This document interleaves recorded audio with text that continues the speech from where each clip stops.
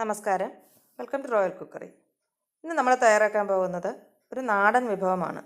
മത്തപ്പൂവും മത്ത ഇലയും ഉപയോഗിച്ച് ഒരു തോരൻ. ഇത് മത്തയുടെ ഇല നന്നായി കഴുകി ഒരു ടവലിൽ നിരത്തി വെച്ച് അതിൻ്റെ വെള്ളം മുഴുവൻ പോയതിന് ശേഷമുള്ള ഇലയാണ്. ഒട്ടും വെള്ളമയം ഇല്ലാത്ത ഇലയാണ്.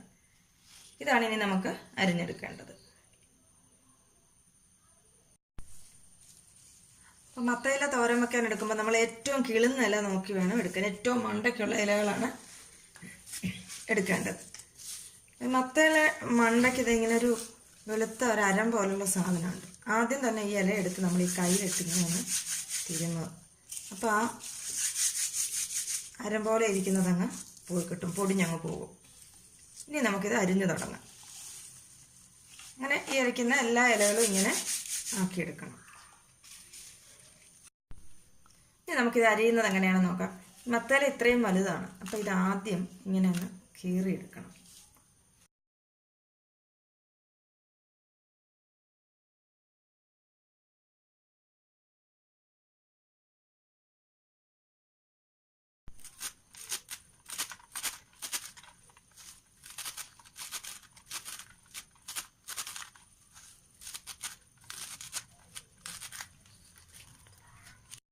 ഞാനിതൊരു പ്രാവശ്യം അരിഞ്ഞു വെച്ചിട്ടുണ്ട്, മത്ത ഇലയും പൂവും എല്ലാം കൂടി. അപ്പോൾ ഇതങ്ങ് വലിയ വല പോലെ ഇങ്ങനെ കിടക്കും.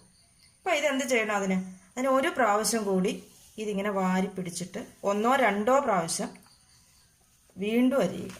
ഇങ്ങനെ പിടിച്ച് ഒന്നുകൂടി അരിയുക. ഇങ്ങനെ ചെറുതായിട്ട് വീണ്ടും അരിഞ്ഞു കൊടുക്കുക.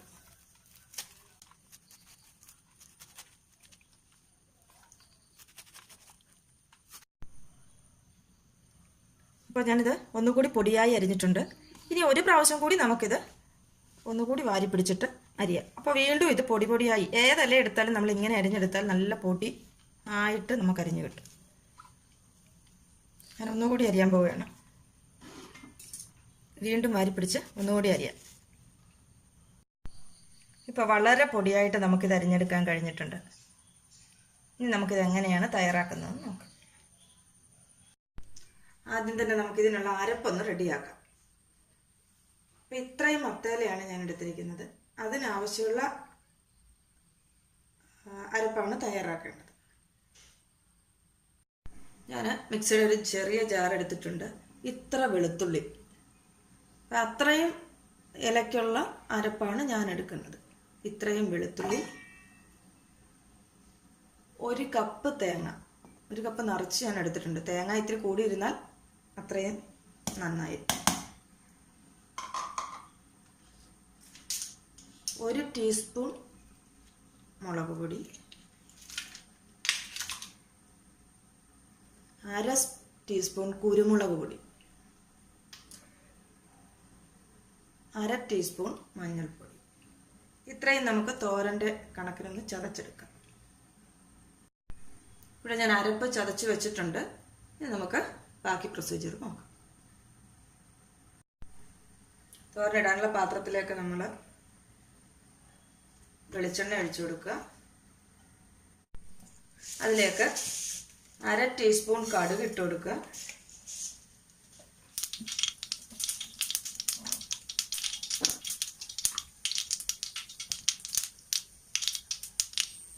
കടുക് പൊട്ടിക്കഴിഞ്ഞു അതിലേക്ക് അല്പം 2 വറ്റൽമുളക്,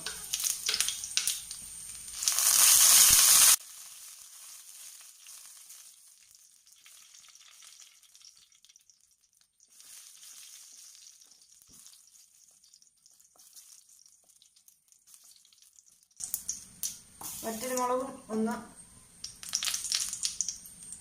മൂത്ത് കഴിയുമ്പോൾ അതിലേക്ക് നമ്മൾ ഇട്ട് കൊടുക്കേണ്ടത് 2 ടീസ്പൂൺ അരിയാണ്. നമ്മൾ ചോറ് വയ്ക്കുന്ന അരി. അത് കണ്ടില്ലേ, അരി നന്നായിട്ട് പൊള്ളി വന്നിട്ടുണ്ട്. ഈ സമയത്ത് നമ്മൾ അരച്ച് വെച്ചിരിക്കുന്ന അരപ്പ് ഇതിലേക്ക് ചേർത്ത് കൊടുക്കുക.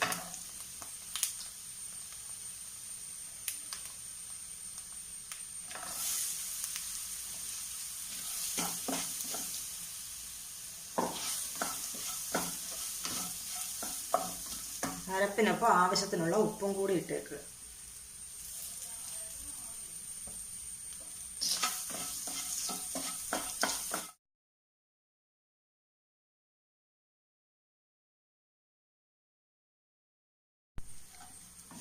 ഇപ്പോൾ തേങ്ങയുടെ പച്ച ചുവയൊക്കെ ഒന്ന് മാറിയിട്ടുണ്ട്. 2 മിനിറ്റ് നമ്മളിതിൽ ഒന്ന് വഴറ്റി കൊടുത്താൽ മതി. ഇനി നമുക്കിതിലേക്ക് മത്ത ഇല ചേർക്കാം. ചേർക്കുമ്പോൾ കുറേശ്ശെ ഇട്ടൊന്ന് ഇളക്കി കൊടുക്കുക, അല്ലെങ്കിൽ എല്ലാം കൂടെ കട്ട കെട്ടി നമുക്കിങ്ങനെ ഇരിക്കും.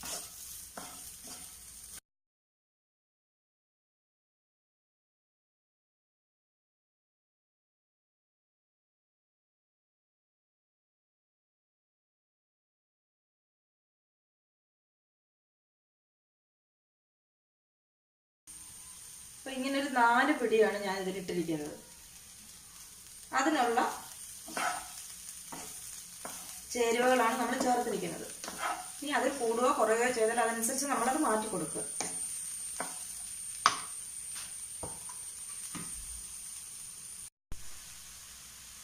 ഇലയും അരപ്പും കൂടി നന്നായി മിക്സ് ചെയ്തതിന് ശേഷം നമ്മൾ അടച്ചു വയ്ക്കുക.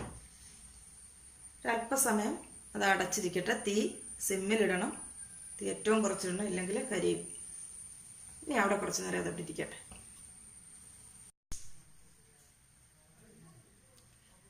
ഇടയ്ക്ക് നമ്മളിതൊന്ന് ഇളക്കി കൊടുക്കണം. അടി പിടിക്കുന്നുണ്ടോ നോക്കണം. ഒന്ന് ഇളക്കിയിട്ട് വീണ്ടും അടച്ചു വയ്ക്കുക. അപ്പോൾ ഇങ്ങനെ ഇളക്കുന്ന സമയത്ത് ടേസ്റ്റ് ചെയ്ത് നോക്കുക, ഇതിന് ഉപ്പുണ്ടോ.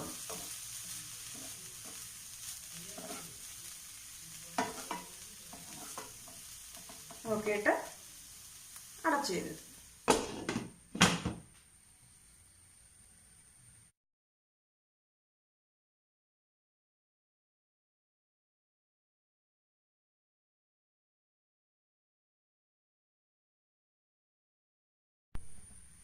നമുക്കിനി തുറന്ന് നോക്കാം.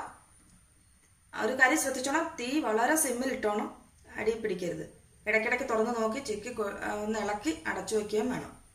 പിന്നെ ഇനി നമുക്ക് നോക്കാം.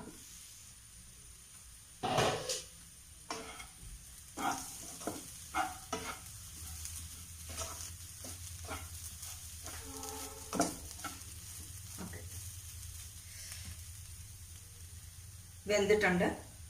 ആവശ്യത്തിന് ഉപ്പും എരിവും ഒക്കെ ഉണ്ട്. നമുക്ക് സ്റ്റൗ ഓഫാക്കാം.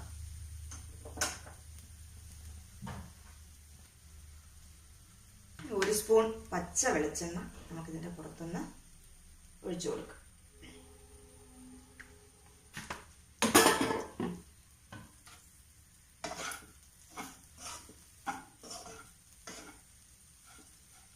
വളരെ ടേസ്റ്റിയായ മത്തയില തോരൻ, മത്തയിലയും പൂവും കൂടിയുള്ള തോരൻ റെഡിയായിട്ടുണ്ട്. മത്തയില തോരൻ നിങ്ങൾ ഇങ്ങനെയൊന്ന് വെച്ച് നോക്കണം. എൻ്റെ ചാനൽ സബ്സ്ക്രൈബ് ചെയ്യാൻ മറക്കരുത്. Thank you.